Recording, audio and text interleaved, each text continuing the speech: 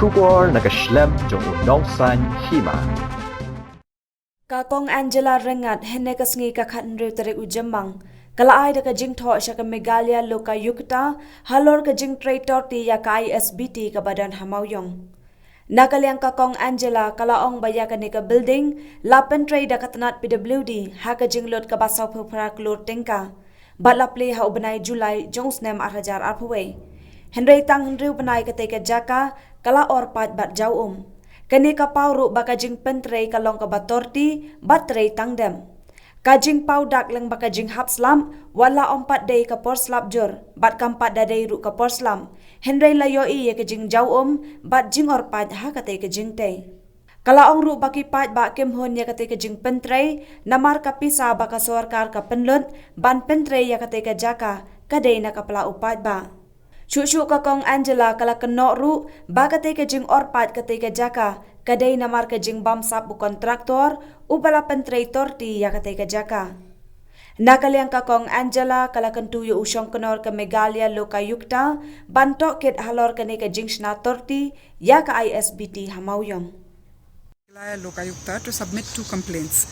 I think everybody, the public, must have read in the newspapers about the shoddy construction of the Isbt. It was a project that was inaugurated in July 2021 and just 6 weeks ago became operational.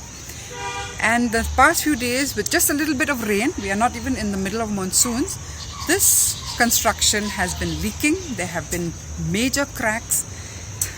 Is something that we, the public, cannot accept. Because it is your money and my money, people's money that has gone into the making of this Isbt, something that we require, we need, And if this shoddy construction is allowed to just go like that without holding accountable those people involved in this construction, from the PWD office and those officers that were supposed to supervise this, to the transport department, to the contractors or the companies that on this institution to ensure that they use those provisions where they can summon documents, summon people to ensure that corruption does not exist anymore in this state. And me and you as citizens also need to ensure that this institution works and that this act is not something merely in paper. So we are asking for the declaration of assets register because they're supposed to file it. And through the declaration of assets, we can understand if there is disproportionate assets among our public servants. Because of late, especially over the COVID 2 years, there's rumors everywhere about how some public representatives and bureaucrats have been amassing wealth by taking from the public coffers. Now we need to know the truth about this. And one way of understanding whether this is real or not real, is a simple thing of finding out what asset. If there's a conflict of interest and you're giving some company just because you know that company or you have been given some money, they may not be the best people to execute such a project. So we have requested the Lokayukta to look into all these aspects. And hopefully the Lokayukta will not take too much time because the public need to have answers to where their money is going and why. This is not just the first instance of shoddy construction. One rain and our roads are washed away. Walls are collapsing. New buildings, already having cracks, and the very design itself, most of them are not even properly accessible for even disabled persons. So all these things we cannot sit lying down and let it go because it'll continue this kind of corruption.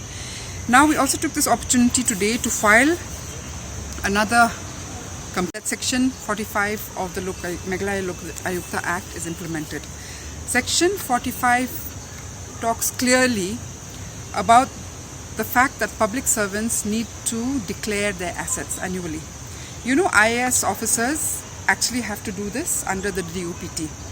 Here in Meghalaya, we have to again just revisit history a little bit. In 2005, when we got the RTI, all of us were filing RTIs, all of us finding corruption here and there. But all we could do is to file FIRs. It was then that we said that we need a full-fledged institution like the Lokayukta to look into cases of corruption and abuse of power. Which is why today we have lodged an official complaint because we saw in the newspapers about this. And actually, the Office of the Lokayukta also has the powers to summon documents, to summon people. They also have the powers to institute an inquiry. But they also have the power to actually take up such issues suo motu. But we're not waiting for that because we don't know if it will happen. So we have come to officially put in a complaint that the Lokayukta has to seriously inquire into this lapse, and that this actually is criminal negligence.